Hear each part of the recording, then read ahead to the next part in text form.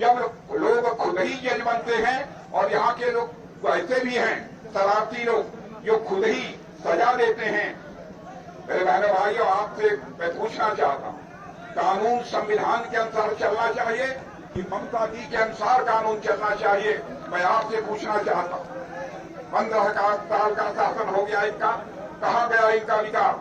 पिछले 15 वर्षों में विकास के बजाय यहाँ विनाश हुआ है, यहाँ सर्वनाश हुआ है। वोट बैंक की यहाँ राजनीति हुई है। धर्म के आधार पर लोगों को लाभ दिया गया है। भारतीय जनता पार्टी का मानना है धर्म, जाति, पंथ के आधार पर कोई भेदभाव नहीं होना चाहिए, राजनीति की जानी चाहिए तो इंसाफ और इंसानियत, जस्टिस और ह्यूमैनिटी के आधार पर राजनीति की जानी चाहिए। लेकिन एक तरफा धर्म के आधार पर यहाँ की जो मेजॉरिटी पॉपुलेशन है उसके साथ भेदभाव किया गया। उत्तर बंगाल के लिए केवल 900 करोड़ दिए जाते हैं, लेकिन मदरसों का जब सवाल खड़ा होता है तो 5000 करोड़ रुपए मदरसों को दिए जाते हैं, लेकिन उत्तर बंगाल के विकास के लिए केवल 900 करोड़ रुपए दिए जाते हैं। और आज के नौजवानों की हालत यह हो गई है, मेरे बहनों भाइयों, हमारे नौजवानों के हाथों के में डिग्री है, डिग्री होने के बावजूद उनके हाथों को जो रोजगार मिलना चाहिए, एम्प्लॉयमेंट मिलना चाहिए, वो एम्प्लॉयमेंट नहीं मिल पा रहा है। कारण उसका है कि यहाँ पर नौकरियां बेची जा रही हैं, हजारों नियुक्तियां यहाँ पर रद्द हुई हैं, करोड़ों रुपए का भ्रष्टाचार सामने आया है।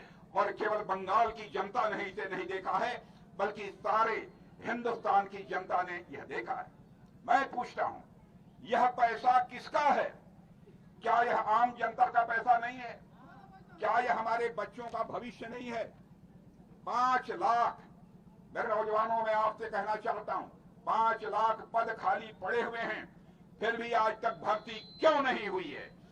और मैं भारतीय जनता पार्टी की तरफ से आपको विश्वास दिलाना चाहता हूं, जिस दिन यहां पर भारतीय जनता पार्टी की आप सरकार बना देंगे, हम 5 लाख की 5 लाख भर्तियां 1 साल के अंदर कर डालेंगे। मेरे नौजवानों बहनों, यहाँ पर पैसा और सिफारिश चलती है।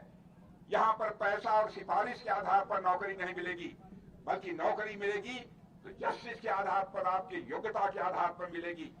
यहाँ का किसान फसल उगा रहा है, लेकिन उसे जो उसकी सही कीमत मिलनी चाहिए वह कीमत नहीं मिल रही है। बिचौलिए आकर मुनाफा कमा रहे हैं, किसान उसका नुकसान उठा रहा है। मजदूरों का जीवन भी यहाँ बिल्कुल उहापोह की स्थिति में है, अनिश्चितता के दौर से गुजर रहा है। छोटे व्यापारी सिंडिकेट के दबाव में आकर लोगों को पैसा देते हैं, उनसे पैसे की वसूली की जाती है। मेरे बहनों भाइयों, मैं बताना चाहता हूं कैसी हालत बना दी है ममता दी ने इस बंगाल की।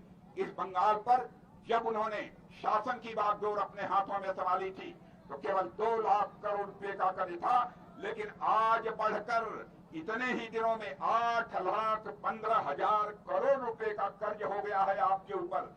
यहाँ बच्चे बच्चे के ऊपर कर्ज है, लगभग 80,000 90,000 रुपए का यह कर्ज है उनके ऊपर। यहाँ पर एक बच्चा यदि जन्म लेता है तो जन्म लेते ही उसके ऊपर 77,000 का कर्ज उसके